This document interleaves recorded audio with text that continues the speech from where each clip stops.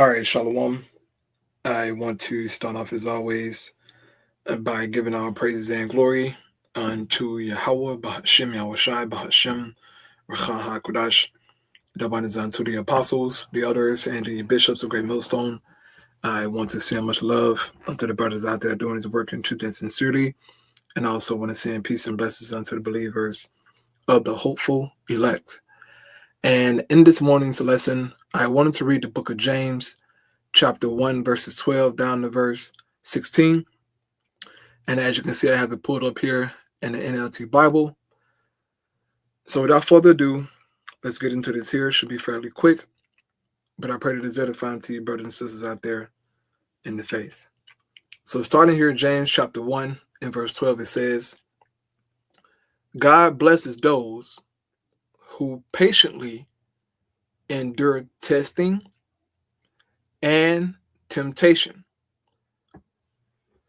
In the faith, okay, you will have to endure tests and temptations.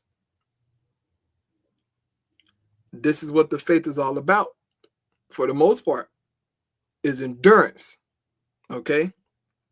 Enduring trials, enduring tests and temptation, bro, is a part of the faith. Now, it's not all the time, right? But you're going to go through things, okay? And if you endure these temptations and these tests, you receive blessings from the Lord.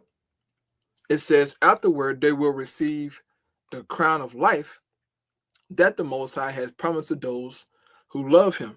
And ultimately, if you endure unto the end, right, you endure your tests and your trial, you're going to receive the crown of life, which ultimately is salvation, okay? And that's what we're all striving for in the faith, right? Is to be saved by the Lord and to receive the promises of the kingdom. It says, verse 13, and remember, when you are being tempted, do not say, God is tempting me. The Most High Yahweh is never tempted to do wrong, and he never tempts anyone else. Temptation comes from our own desires, which entice us and drag us away. So the temptations that we go through comes from the flesh, okay? Because the Most High can't be tempted with evil, okay? That's not the Most High, man. The temptations comes from our own desires of the flesh, okay? This is why your biggest battle in the faith is yourself and you ultimately denying yourself and having self-control, man. Because if not, you can be enticed and dragged away by the flesh. This is why the Bible calls us to kill the flesh, man, to mortify the members of the flesh. If you don't do these things, it can lead you down a very dark path, man, and cause you to transgress the commandments of the Lord. So your temptation comes from your desires, okay? Things that you're, that's a desirable to the flesh to you, right? It says these desires give birth to sinful actions, right? Because the flesh is all about sinful actions. Okay? It says, and when sin is allowed to grow, it gives birth to death, right? Ultimately, if you're led by the flesh, you're constantly indulging in these things, man, it's going to lead to you being unalived. And you don't want that. So this is why applying temperance, okay, denying yourself is important. Because if you don't, it could lead to something terrible, man. We've seen individuals who have been led by the flesh. I mean, hearing the reports is scary.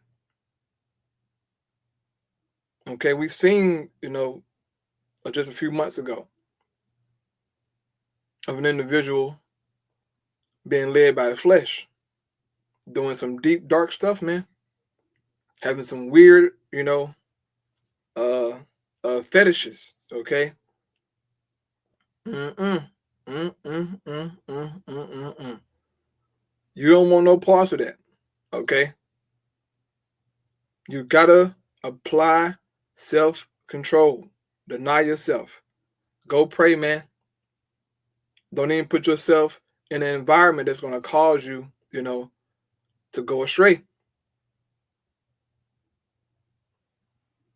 You gotta endure those temptations, man. Right? It says, so don't be misled, my dear brothers and sisters. So the point being is that, look, your biggest battle is going to come from your own desires. Quench those desires, you can grow and get better. If you don't quench those desires, it's going to lead ultimately to you being unalived. This is to us all. So I close out right there. I pray that it was edifying. I'll praise you how by Shema Shai. Shalom.